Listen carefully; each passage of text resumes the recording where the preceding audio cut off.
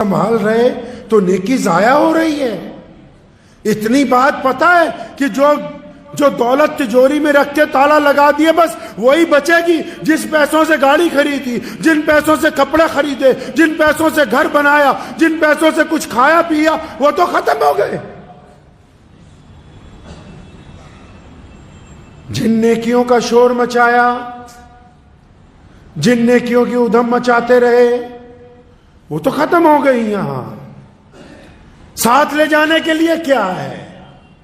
کیا کوئی ایسی نماز ہے رات کے اندھیرے میں کہ بیوی کو بھی نہ پتا ہو، بچوں کو بھی نہ پتا ہو، ماں کو بھی نہ پتا ہو، باپ کو بھی نہ پتا ہو، اور رات کے اندھیرے میں چپکے سے اٹھتا ہو بندہ اور پھر اپنے رب کے حضور رات کے اندھیرے میں اپنے رب سے باتیں کرتا ہو اور اس نیکی کو سنبھال کے رکھے؟ لوگ کہتے رہیں کہ تو نے تو کبھی زندگی میں تہجد نہیں پڑھی ہوگی، اور خاموشی سے ہنس کے ٹالتا رہے. کوئی ایسی نیکی بھی تو سنبھال کے رکھے جو قیامت والے دن اس کے کام آ جائے. کچھ ایسیاں تسبیح تو ہو، کچھ ایسا ذکر تو ہو اللہ کا جس ذکر کا ساتھ والوں کے یہاں کوئی ذکر نہ ہو، جس کا چرچا دوسروں کے ساتھ نہ ہو. کسی مسجد میں رات کے تیسرے پہر کوئی ایسا جھاڑو تو لگایا ہو، کوئی ایسی صفائی تو کی ہو کہ جس کا گواہ سوائے اللہ کے کوئی اور نہ ہو. کسی مریض کی چپکے سے جا کے ہسپتال میں پیسے اس لیے جمع کرا دیے ہوں کہ وہ اپنا محسن ڈھونڈتا رہے، اس کو اپنا محسن نہ ملے، اور کل قیامت والے دن اللہ کہہ دے کہ یہ وہ میرا بندہ ہے جس نے میرے غریب بندوں کی، میرے محتاج بندوں کی بنا ان پر احسان جتلائے ہوئے ان کی مدد کی تھی. اس کو لے کے آؤ تاکہ اس کے سر پر عزت کا تاج رکھا جائے. کچھ نیکیاں تو ہوں جو بچا کے رکھی جائے. یہ کون سی نیکی ہے کہ ہم غریب لڑکیوں کی شادی کرنے لگے ہیں اور پھر اس کے بعد پوری پریس والوں کو بلا کے اس غریب دلہے اور دلہن کا کھڑا کر کے زندہ جنازہ نکال رہے ہیں؟ یہ نیکی نہیں ہے. یہ جو ہم نے ٹرینڈ سمجھا ہے، یہ جس کو ہم نیکی سمجھ رہے ہیں، اگر کسی کو کھانا کھلایا اور 200 آدمیوں کو بتایا، یہ نیکی نہیں. کسی ننگے کو کپڑے پہنائے اور 200 لوگوں کو بتایا، یہ نیکی نہیں. کسی مصیبت زدہ کو مصیبت سے نکالا اور پھر 200 بندوں کو بتایا، یہ نیکی نہیں. کسی پر کوئی احسان کیا اور اس کو ساری زندگی جتایا، یہ نیکی نہیں. یہ سارے کے سارے وہ گناہ ہیں جو اللہ کو پسند نہیں ہے. کچھ اپنے لیے تو بچا کے رکھنا ہوگا، کچھ چیزیں ایسی تو ہو کہ جو صرف ہمارے لیے ہو. بندہ جو ہوتا ہے آخر میں تھک ہار کے، دیکھو جب بندہ جب اپنے محلے میں ہوتا ہے تو اس کی سارے محلے والوں سے نہیں بنتی، اس کو اپنا گھر پیارا لگتا ہے. اور جب گھر میں ہوتا ہے سارے گھر والے نہیں اچھے لگتے، اپنے بیوی بچے اچھے لگتے ہیں. جب اپنے بیوی بچوں کے ساتھ ہوتا ہے ان سے لڑ پڑتا ہے، پھر کل بیوی اچھی لگتی ہے، بچے اچھے نہیں لگتے. اور جب بیوی سے لڑائی ہوتی ہے پھر اکیلا ہی بیٹھا ہوا ہوتا ہے تو یہ اکیلا ہی. اگر فطرتی طور پر دیکھیں تو یہ ہے تو اکیلا ہی. اکیلا پیدا ہوا، اکیلا اس نے قبر میں جانا ہے، تو پھر کیا کرنے کے لیے جا رہا ہے؟ کچھ تو اپنے ساتھ لے جاؤ، کچھ ایسی محبتیں لے جاؤ، کچھ ایسی دعائیں لے جاؤ، کچھ ایسی تسبیحاں لے جاؤ، کچھ ایسی نمازیں لے جاؤ، کچھ ایسا بھوکوں کو کھانا کھلانا لے جاؤ جن کا گواہ کوئی نہ ہو سوائے اللہ کی ذات کے، تاکہ تمہیں شرمندگی نہ ہو کہ جب میں جا رہا ہوں میں تو اپنے ساتھ بہت کچھ لے کے جا رہا ہوں. امام زین العابدین رحمت اللہ علیہ کے انتقال کے بعد پتہ لگا، بعد میں پتہ لگا کتنے لوگ تھے، اور ایسے ایک بزرگ نہیں ہیں، اسلامی تاریخ بھری پڑی ہے ان سے. ایسے دینے والوں سے تاریخ دنیا کی بھری پڑی ہے، جو بے لوث آتے ہیں، جو بلا وجہ آتے ہیں. جو اپنا نام نہیں بتانا چاہتے، جو اپنا چہرہ نہیں دکھانا چاہتے. کیوں؟ کیونکہ وہ جانتے ہیں کہ یار ہم تو کھوٹے سکے ہیں، اگر ہم آج اللہ کے بندوں کی مدد کریں گے تو کل کوئی اللہ کے حضور ہماری پوچھ گچھ کم ہو جائے گی. کچھ نیکیاں سنبھالنی چاہیے کہ نہیں سنبھالنی چاہیے؟ پیارے نبی علیہ الصلوۃ والسلام کی اس چھوٹی سی حدیث میں کتنی بڑی حکمت چھپی ہوئی ہے. 2 حکمتیں چھپی ہیں. فرمایا دائیں ہاتھ سے دینا، بائیں کو نہ پتہ لگے. کیوں؟ تاکہ جب تم دو تو جس کو دو اس کو شرمندگی نہ ہو، اس کی بے عزتی نہ ہو، اس کے عزت نفس کا جنازہ نہ نکلے. اور دوسرا، آپ کا دینا اللہ کے حضور قبول ہو جائے، دنیا والوں کو اس کی کوئی خبر لگ ہی نہ پائے. ان 2 حکمتوں کی وجہ سے بندہ دنیا میں بھی پھر عزت پا جائے گا، آخرت میں بھی.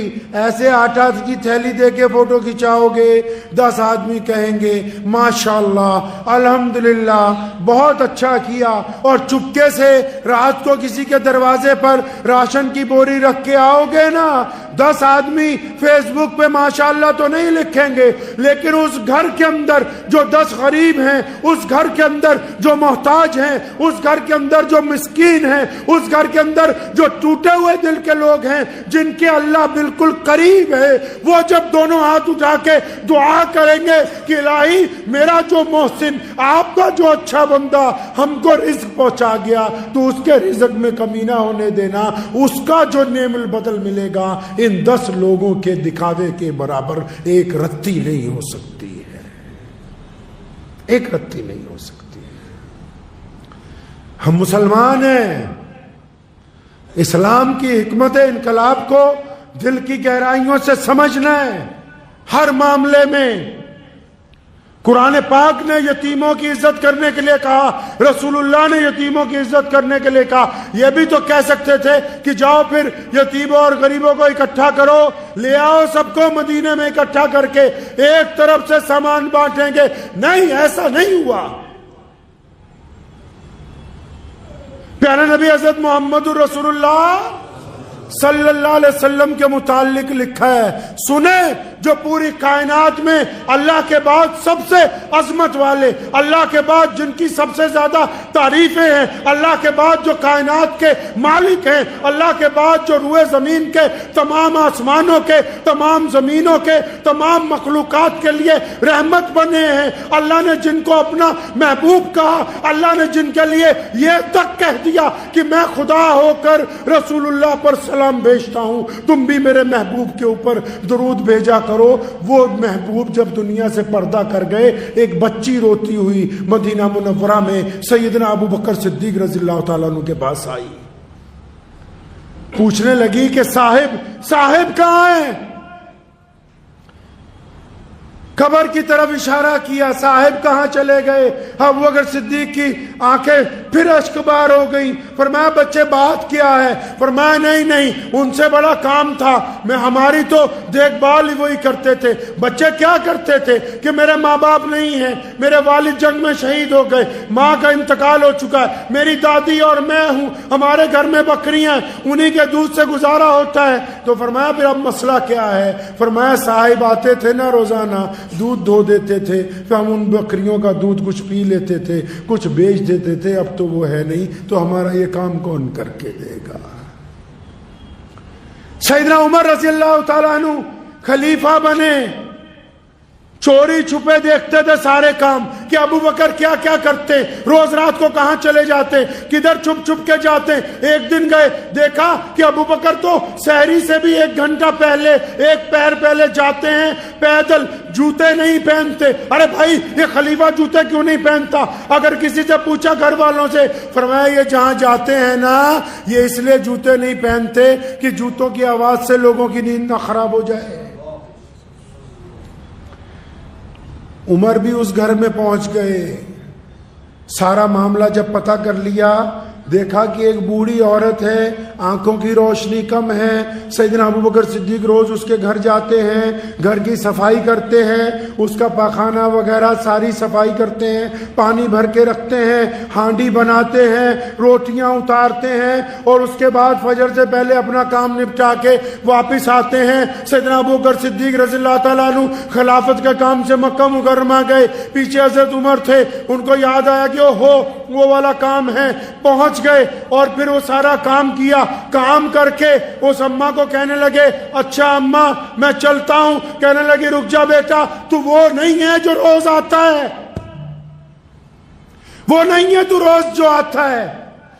اماں جی آپ نے کیسے پہچانا, آپ کی تو آنکھیں کمزور ہیں, آپ کی تو بینائی نہیں ہے. کہنے لگی سن, وہ جو روز آتا ہے نا, آج تک اس نے مجھے اپنا نام نہیں بتایا, اور وہ جو روزانہ آتا ہے وہ میرے گھر کی صفائی کرتا ہے, پانی بھرتا ہے, ہانڈی پکاتا ہے, روٹیاں بناتا ہے. کون؟ مسلمانوں کا بادشاہ, 65 لاکھ مربع میل کا حکمران. اور کہنے لگی, فرمایا تم نے پہچانا کیسے کہ میں وہ نہیں ہوں؟ کہنے لگی پترا وہ جب سارے کام کر لیتا ہے نا تو میرے پاس بیٹھ کے, کیونکہ میں معذور بہت ہوں, تو وہ ساری روٹی کو سالن میں ڈبو کے اور پھر اس کو نرم کر کے اپنے ہاتھ سے چوری بنا کے ایک ایک لقمہ میرے منہ میں ڈال کے جاتا ہے. تو نے اگلا کام نہیں کیا, اس لیے میں پہچان گئی تو وہ نہیں ہے جو روزانہ آتا ہے.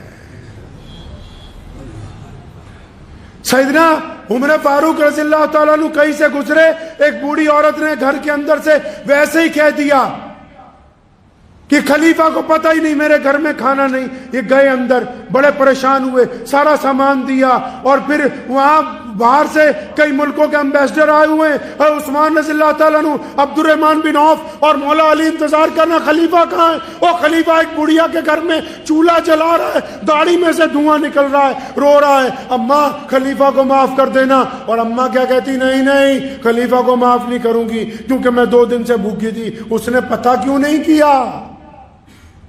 آج کہو نا کسی سرکاری آدمی کو کہ ہم تیری شکایت کر دیں گے, وہ کہتے وہ تو بعد میں کرے گا, پہلے تجھے میں اندر کرا دیتا ہوں. یہ دونوں صحابی جب وہاں آئے, حضرت عبد الرحمن بن عوف اور عثمان رضی اللہ تعالیٰ عنہ آگے سلام کیا, امیر المومنین السلام علیکم. اس بوڑھیا کو پتہ لگا یہ جو اتنی دیر سے ہنڈیاں پکا رہا ہے یہ مسلمانوں کا بادشاہ ہے. اسلام کی تاریخ بھری پڑی ہے ان لوگوں سے. میرے دادا مرحوم رحمت اللہ علیہ کے دوست حضرت شاہ مسعود صاحب بیٹ کے جو چیئرمین تھے, جب انتقال ہوا نا تو کئی 100 گھروں کے لوگ آ گئے, بوڑھیاں آ گئی روتے پیٹتے, بھئی کیا بات ہو گئی؟ اجی شاہ جی نے ہمارا الگ الگ لوگوں کا مہینے کا راشن باندھ رکھا تھا, ہم تو ساری زندگی ہو گئی ان سے کھاتے ہوئے, اولاد کو ہی نہیں پتا, بچوں کو ہی نہیں پتا, بیوی کو ہی نہیں پتا, دوستوں کو ہی نہیں پتا. اس کو کہتے ہیں وہ نیکی جو ساتھ جانی ہو. ہم چند پیسے دے کے چاہتے ہیں کہ جلسے میں ان کا اعلان ہونا چاہیے, ہم چند نمازیں پڑھ کے چاہتے ہیں کہ ان نمازوں کا چرچا ہونا چاہیے, ہم لمبے سجدے کر کے یہ چاہتے ہیں کہ اس سجدے کی خبر گھر والوں کو ہونی چاہیے. جو ریاکاری میں, اسلام میں جو ریاکاری میں بندہ شامل ہو گیا وہ تمام کی تمام چیزیں یہیں پر رہ گئی ہیں, ساتھ جانے والی ہے نہیں ہے. کچھ کریں انشاءاللہ, کریں گے انشاءاللہ کچھ ایسی نیکیاں. کیسی؟ پیسے نہیں ہے نا تو کسی کا عیب پتہ ہے نا تو اس کو ہضم کر جاؤ, یہ نیکی ہے. پیسے نہیں ہے نیکی کرنے کے لیے, کوئی بڑا پریشان حال ہے نا, دکھی ہے نا, تکلیف میں ہے نا, بس اس کے کندھے پہ ہاتھ رکھو, کہو بھائی میں تیرے ساتھ ہوں, گھبرانا نہیں, تو ہمارا بھائی ہے, چاہے وہ ہندو ہے, چاہے وہ سکھ ہے, چاہے عیسائی ہے, چاہے دلت ہے, چاہے بودھ, جو مرضی. پیسے نہیں ہے, کسی بھٹکے ہوئے کو بازو پکڑ کے سڑک پار کروا دیجئے, جو بہت دیر سے کھڑا ہوا ہے کہ گاڑیاں رکیں گی تو میں ادھر جاؤں گا. پیسے نہیں ہے نا, سڑک کے اوپر اینٹیں گر جاتی ہیں، جب ملبے کی ٹرالیاں چلتی ہیں، چند روڑوں کو اپنا اسکوٹر روک کے، گاڑی روک کے ہاتھ سے اٹھا کے سائڈ پہ کر دیجئے اور اس نیکی کو اپنی تجوری میں سنبھال کے رکھیے۔ پیسے نہیں ہیں نا، اپنی زبان کو غیبت سے روک لیجئے، اپنی زبان کو غیبت سے روک لیجئے اور اس نیکی کو اپنی تجوری میں رکھیے۔ پھر کیا ہوا اگر زیادہ پیسے نہیں ہیں بانٹنے کے لیے؟ رات کے دوسرے تیسرے پیر اٹھتے، اچھا وضو کے لیے بھی انتظام نہیں ہے، بڑی پریشانی ہے، بہت چھوٹا سا گھر ہے اور بہت زیادہ لوگ ہیں، ایک ہی کمرے میں اٹھ گئے، آنکھ کھل گئی نا، بس اپنے ہی بستر پر قبلے کی طرف منہ کر کے اپنے ہی رب کے آگے سجدہ ریز ہو کے اپنے ہی رب کے آگے استغفار کیجئے اور پھر دوسروں کے لیے دعائیں مانگیے، تو اللہ تبارک و تعالیٰ اس نیکی کو اس تجوری میں رکھے گا جو صرف رب کو پتہ ہے اور کسی کو پتہ نہیں ہے۔ کچھ بچائیے، بچائیں گے انشاءاللہ۔ کچھ ایسی نیکیاں اکٹھی کریں جن کا گواہ صرف آپ اور آپ کا اللہ ہو، جن کا گواہ آپ ہو، آپ کا رب ہو، اور یہ نیکیاں قیامت والے دن ایسے کام آئیں گی۔ اب فلسطین کے لیے جنگ چل رہی ہے، کتنے ہیں جنہوں نے چپکے چپکے رو کے ان کے لیے دعا کی ہو؟ کتنے ہیں جو ان کی ایمبیسی تک پہنچے اور بلا وجہ بلا چپکے چپکے جا کے رسید کٹوا کے آئے ہو جا کے؟ کچھ ایسا کریں کہ اللہ تبارک و تعالیٰ بس اپنے بندے پر فخر کریں کہ یہ ہے میرا بندہ، اور جب اللہ فخر کریں گے اللہ آپ کو عزت دیں گے، دنیا میں بھی عزت دیں گے اور آخرت میں بھی عزت ملے گی۔ دعا کیجئے اللہ کریم مجھے بھی اور آپ سب کو ان باتوں پہ عمل کی توفیق عطا فرمائے۔ وآخر دعوانا ان الحمدللہ۔